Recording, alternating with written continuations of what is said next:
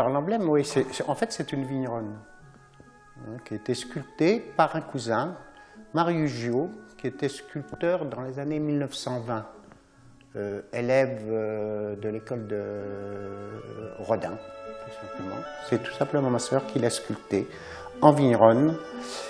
Et comme il a confié ses vignes à mon père, il nous a donné cette statue. Nominé Renard, en fait, ce sont les alliances. Nominé arrive il y a une génération par mon père, qui s'appelait Nominé. Et Renard, c'est ma mère. Et là, ce sont les vignerons, en fait, les renards. Et mon arrière-grand-père, Benoni Renard, quel prénom, hein, Benoni, a été le premier à faire du champagne dans le village et vers les années 1900, 1890-1900, hein, au moment où le phylloxéra commençait à arriver d'ailleurs. Et a été un des premiers à faire du champagne en tant que vigneron. Alors nous sommes ici dans la cave qui a été creusée dans les années 60 par mon grand-père, à même la craie. Nous avons une chance inouïe en Champagne, c'est d'avoir la craie qui confère à nos vins leur minéralité, leur finesse et leur fraîcheur, et qui permet un vieillissement dans des conditions naturelles idéales de nos bouteilles.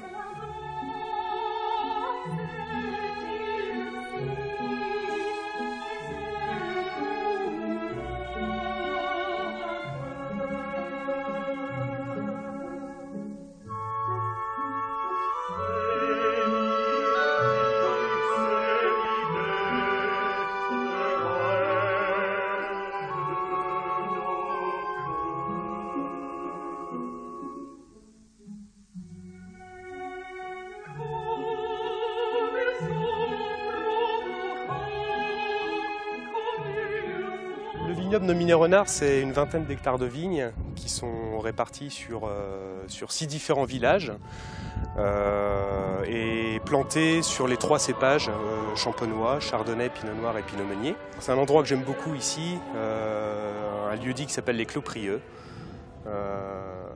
avec un carrefour ici de plusieurs parcelles, plusieurs cépages, chardonnay, les 3 cépages d'ailleurs, chardonnay, pinot noir.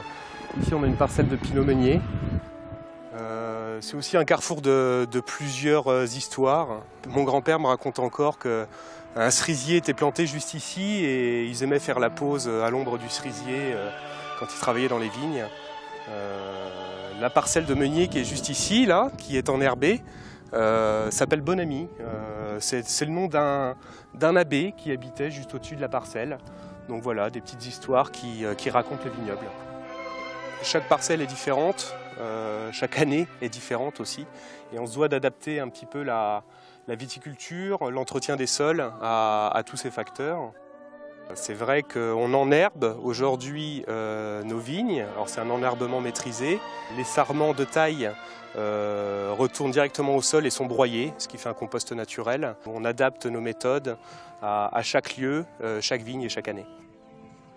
C'est la diversité de ces crus qui nous permet de retrouver à chaque assemblage l'équilibre parfait et la constance, année après année. Nous pressons et vinifions les cépages, chaque cépage et chaque cru séparément. D'ailleurs, ne me demandez pas quelle est la meilleure de mes parcelles ou sur quel cru. La meilleure de mes parcelles sera encore meilleure une fois assemblée avec les autres. Chaque cru trouve sa complémentarité dans l'assemblage. L'assemblage se fait à plusieurs. C'est avant tout un échange, un partage de ressentis, de mémoire, d'expérience. Et c'est comme cela que se constitue le savoir-faire chez Nominé Renard. C'est du partage avant tout. En Champagne, tout est question de mémoire.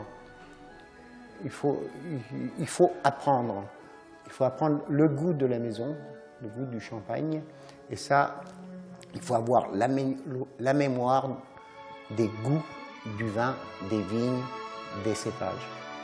Et ça, il faut le transmettre. Et il faut du temps.